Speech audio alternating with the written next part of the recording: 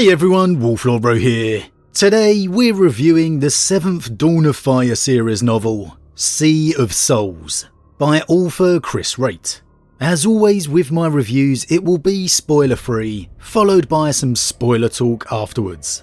And as usual, let's begin by checking out the synopsis off the back of the book.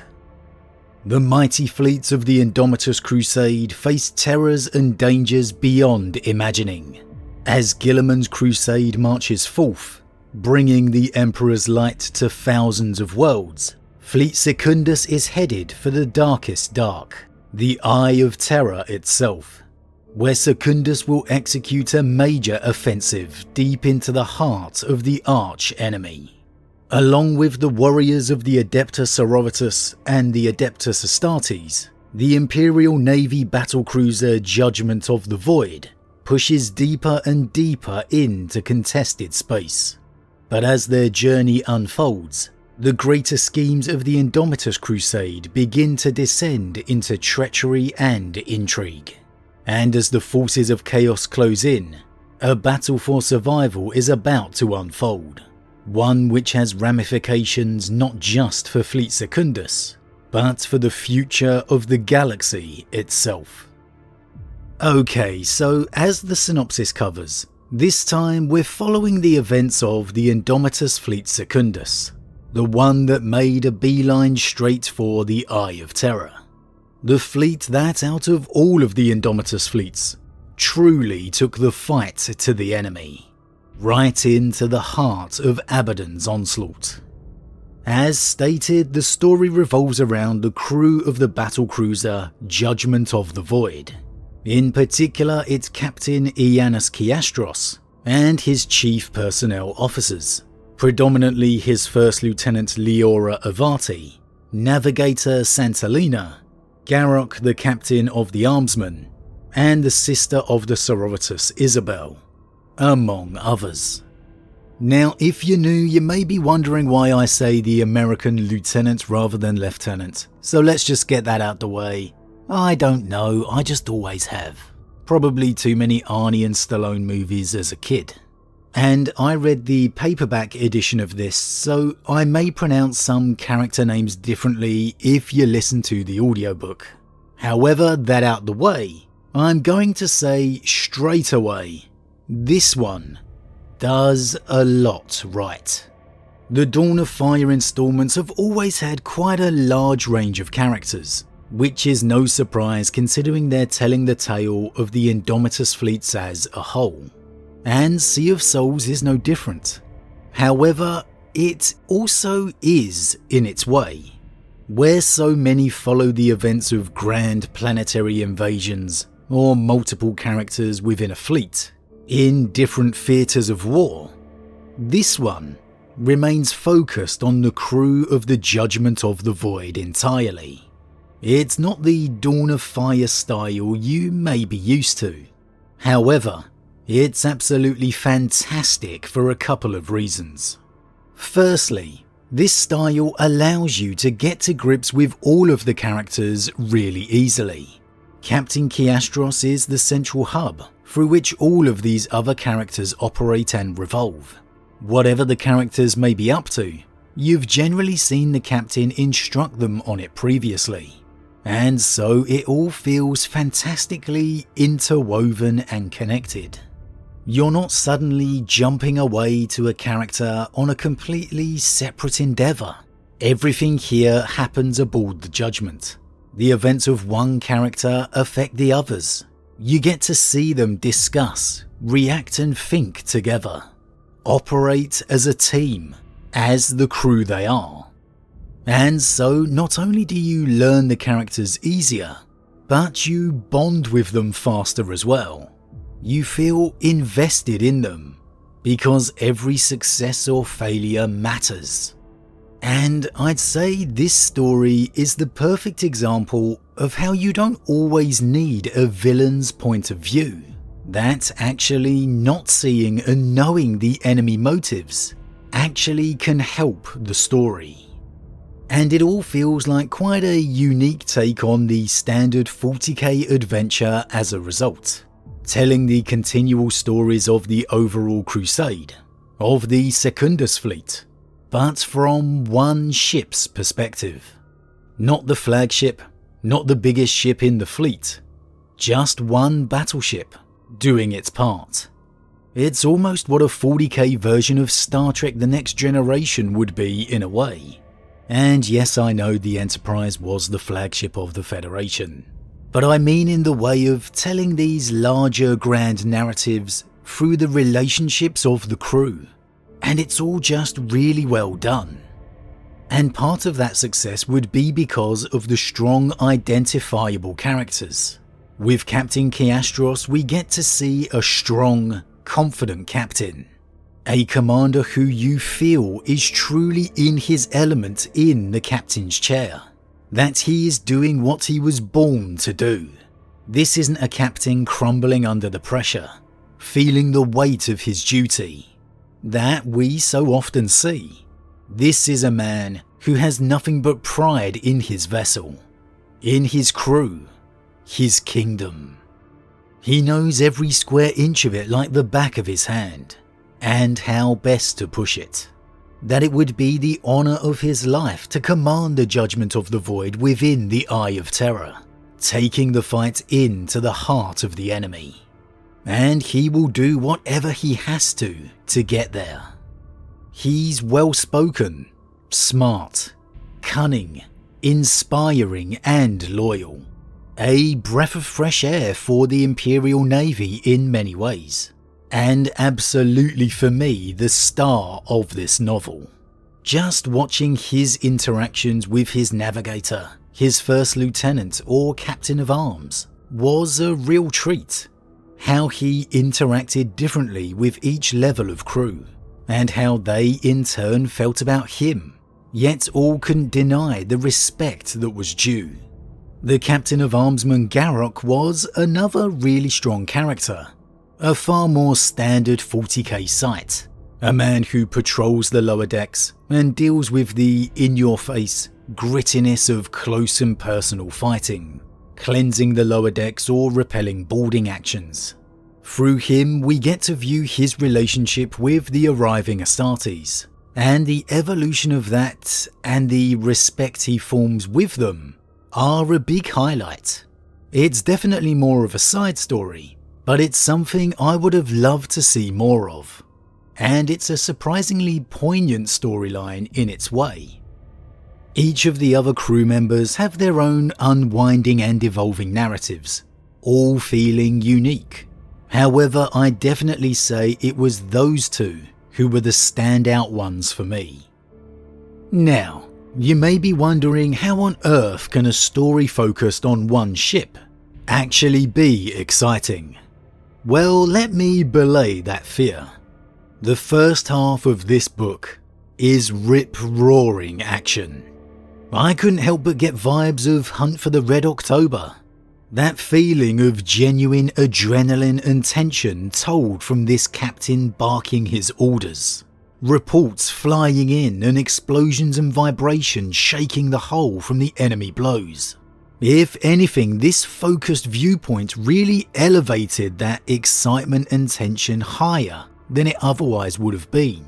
Knowing the enemy torpedoes or broadsides were incoming, that timing is everything, any mistake critical, that the captain has to use and judge all his expertise and experience to outsmart the enemy captains, that it's a battle of wits, to guess the next move, to know when to fire, to turn, to run, to feint, to close the gap, to get that one shot off at the exact right moment. Honestly, it wasn't quite goosebumps, but I was tingling with the tension and adrenaline of the moment. I remember looking up at the page number, and I think it was page 96, and I was just thinking, this story is fantastic. Again, it really gave me vibes of the old submarine-style action of the Hunt for the Red October, minus the awesome Sean Connery accent, of course. It was absolutely fantastic, and I'm going to be going off the top of my head here, so I may be forgetting something. But I would say the action in this first half of the story was the most excitement I've had in all of the Dawn of Fire series. I really did enjoy it that much. Now, the story evolves in the second half of the novel, which takes on more of a mystery-style narrative, dropping that pump of adrenaline. And I don't think it was as strong as the first half, for me personally. And longer-time subscribers may be surprised to hear me say that, knowing I love a good mystery story. However, I think the first half was so well done, so strong and exciting, that the second half just struggled to live up to that quite as much. The mystery elements were intriguing, and the action when it did come was exciting, but it just didn't quite hit those same heights as before. Maybe because I kind of had a sense of where it was going to go, and that did end up being the case. Sometimes in the mystery it helps if you don't figure it out, or if you're surprised by the eventual reveal. Unfortunately, I'm one of them people that always tries to figure out where it's going, and this time I just ended up being right. But overall, that's probably the only negative I could say.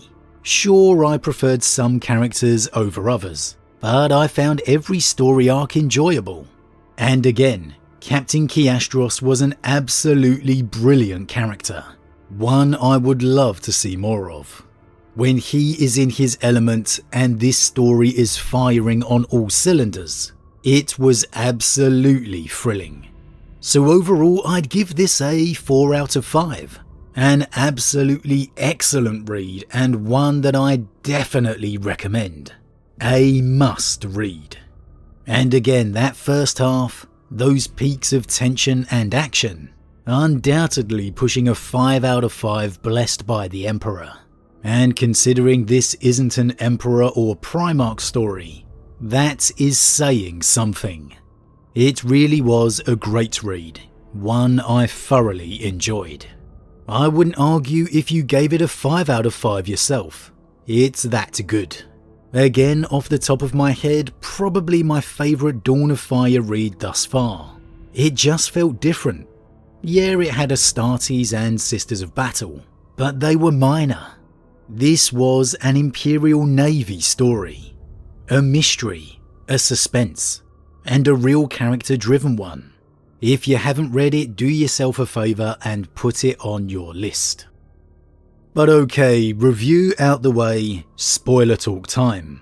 I think considering the style and format of this one, there's not a great deal of spoilers to discuss really. Really only one talking point outcome. After an initial glimpse of the Judgment in action, it meets up with the rest of its assembling fleet, preparing for that eventual march on to the Eye of Terror. And this is where things immediately go wrong. The assembling fleet is ambushed by an even larger Chaos force. The Judgment, ordered to escort a mysterious Inquisition vessel, ends up taking in its survivors after it's destroyed, and they immediately flee the Chaos onslaught for the warp, leaving the outnumbered Imperial fleet behind to its fate. It's a dubious move by the captain, however his priority order is to protect the Inquisition and their cargo at all costs. They are pursued by Chaos forces and have to do whatever they can to survive, protect the Inquisition delegation aboard, and most importantly their mysterious cargo, ultimately reuniting them with Imperial forces. The crux of this story is that in the battle, the Judgment of the Void lost their astropathic choir, who, through the damage sustained, in fact became corrupted by the now possible demonic incursion. And this corruption slowly turns the crew against itself, and most importantly the captain against the Inquisition, convinced it's them and their mysterious artifact that's the root of their problem. The truth is, it wasn't Chaos pursuing them at all, but fellow Imperials, trying to help, to warn them of the problem. However, the Judgment, completely blind from the damage they had sustained, just naturally assumed it was the enemy. And so, tragically, they are the cause of their own downfall. Ultimately, the fully corrupted Captain Kiastros leads his men against the Inquisition delegation, which he defeats, revealing their mysterious cargo to be a certain corrupted stone dagger. Wink wink nod nod. And it all ends with him delivering it to the hand of Abaddon, turning about to continue his service aboard the now fully corrupted Judgment of the Void. I'll admit I was a bit gutted, to be honest, as he was such a great character for me. I would have loved to see more of him continuing his career through the Navy, but it serves the story well, showcasing once more how even the greatest can fall to chaos. And I guess there is still the possibility now he can still appear aboard the Judgment somewhere in the future, only now part of a heretic fleet.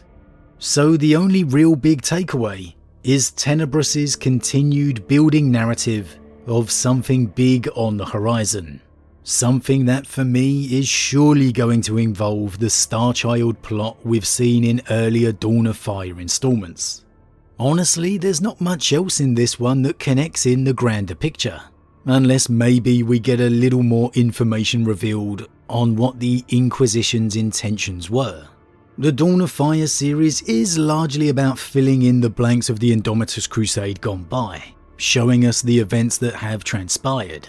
So there's only really so far it can go until we get more movement on the current timeline. So no real major spoilers to take away. But again, for me, it was just a really enjoyable story, as Chris Ray always seems to deliver. One of my absolute favourite authors. But as always everyone, what did you think? Have you read Sea of Souls, and did you enjoy it as much as me? Is this one of your favourite Dawn of Fire installments? Or maybe not? As always, leave your thoughts in the comments below. Huge thank you to all of my subscribers for your support. It truly means a lot to me, it really does. If you're new, please consider subscribing to help the channel grow. And if you enjoyed this particular vid, then why not drop a like on it too. But with that said, I am off, and I'll see you all again real soon.